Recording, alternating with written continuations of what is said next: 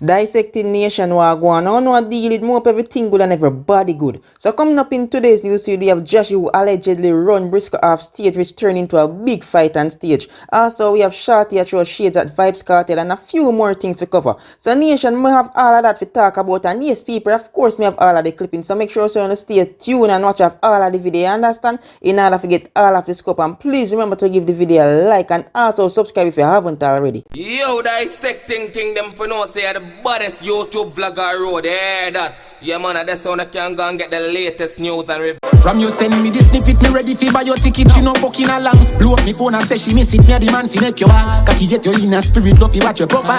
So the song we know here right now is the song titled Cutting Table by dancehall artist Alkaline. The song is also featured on its Ripple EFFX EP album.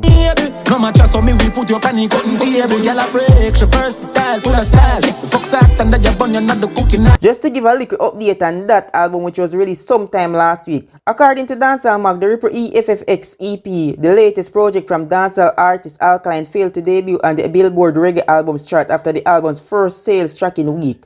Alkaline's EP, released on December 9 via Autobomb Records, sold 600 units in sales and streaming in the United States during its first week of release.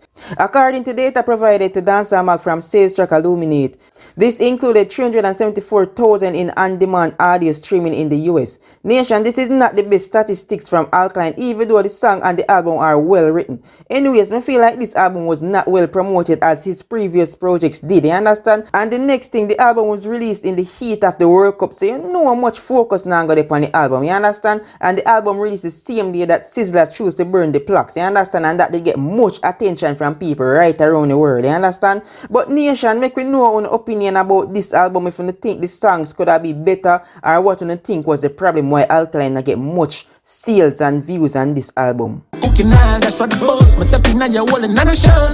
Get your water than the pros, make you wanna blow, see that, make it bounce, make it bounce. Moving on, dancehall artist Tanto Blacks recently lost his mother. Tanto shared this picture on his Instagram with the caption stating, "My heart hurts to know I will never have the opportunity to hug my mother again, eat dinner or even laugh with my mother again. It saddens me to say my mother passed into another dimension today. Nevertheless, I know I will always have her in my heart. I love you, mommy. Your spirit will still live on within me. The Most High needed you more. I will be forever grateful for the times we shared together as a family. I know you are my guardian angel that will watch over me and protect me for a lifetime. I will miss you always. Love your son, Tanto Blacks. Real rich." So Nation, I just want to give Tanto and family my condolences. So Nation, just the day before yesterday, Mr. Vybz Kartel shared a picture of his new wife who goes by the name Sidem Turk, recently tattooed his name on her shoulder, and me not talk about no stage name like Teacher Vybz Kartel, you understand? Me talk about his full name, Adija Azim Palmer.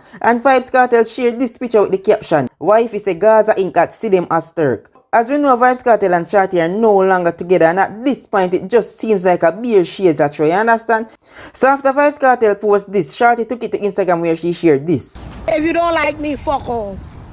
That's exactly what you need to do. Fuck off. Like, fuck off." Followed by this, which I think is directed to Vybz Kartel. Some no man need to know this. You can't spite a woman when I care about you. You can't spite a woman when I have feelings for you. Some no man when I feel like you can hype up with a new girlfriend pan no baby mother, pan no ex, and feel like she care. Know this. She keep a mental thing in her mind for you. To she, you not exist. Once a woman clock out, the woman not business with you no more. Some no man feel like someone can show off pan no ex. Know this. The woman them a look upon like a big clown, cause them a laugh after you. Cause you can't hurt somebody when I no feelings to you. You can't hurt nobody when I care about you. Enough for no man if you know that. Grow up. Fox a friend.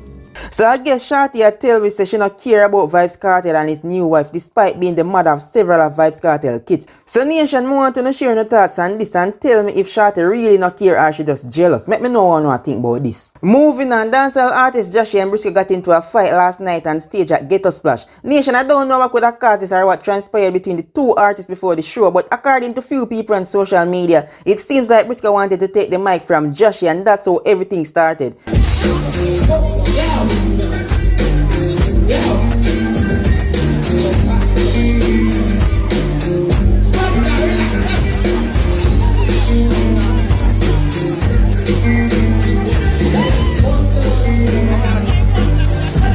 because apparently Brysco was on stage when Jahshi was performing and Jahshi decided to say, yo, he want Brysco off of the stage. You understand? Me don't know why Jahshi would have do that, because remember say, yo, Jahshi say, we send artists a road ask Brysco code. And remember what day when Jahshi and Silk Bastard in a little friction, in a little vibes. Jahshi and Brysco always depend social media live. You understand? A vibes to song and a discuss about Silk Bastard and them boy there. Remember the two artists we always are together from what day and them things there. Nation, this a show we say, yo, no unity no in a dance hall at all. The man them friendship weak, it not even last a week, you understand?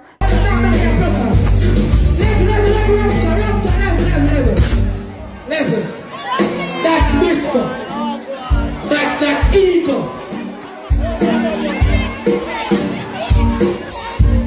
Yo, that man is a big man for real. What are they? Rough cut. You don't know them no bad. Bad man no push badness. They know a bad man tell them pussy. Oh, to be done now. People of the road.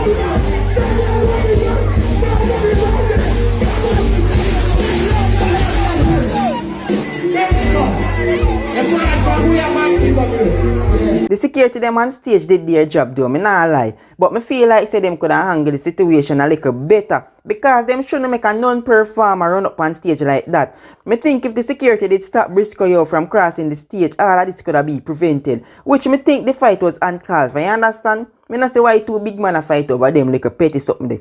But nation, me want to tell me your thoughts about all of this and what you think actually caused Jahshi to run Brysco off stage. Because me see on social media again say Brysco and Skeng start linking and Brysco pick Skeng's side. So I want to clarify that people and just make me know what really transpire. And nation, me I go leave you now with a video clipping of Prime Minister Andrew Holness' message to the youths of Jamaica. Check it out. All of those little boys running around with guns who believe that sure them will go in front of a judge and they will plead a case and they will go through some bargaining process and they get 6 months and come out. You're going to get 15 years minimum.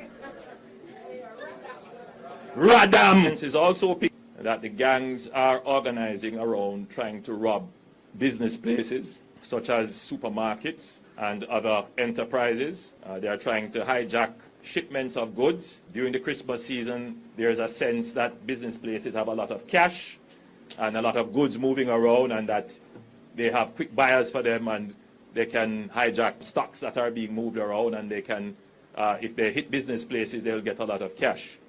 And we have stopped a few of them, and you would have seen a few murders take place as a result of them, the gangs pursuing that kind of thing. And you will see the level of organization behind it, positioning cars, positioning getaway, positioning lookouts and all kinds of things. So there's a very high level of organization around it. But our intelligence is picking it up, and we are moving in on them. Slowly but surely we are getting them. But we think that the process could be assisted greatly if the people in the country would share intelligence with the police. Tell us. And sometimes there needs to be a little reward. And we have been doing that with guns. And I tell you something, we are recovering a whole lot of guns. But I'm not interested so much in the guns. I'm interested in the people using the guns. So I'm getting a report later today about how many persons we have found with illegal guns. So I'll get the report about the number of guns, but the report I'm interested in is how many people go into jail to face the new penalties under the new Firearms Act. That is what I'm interested in.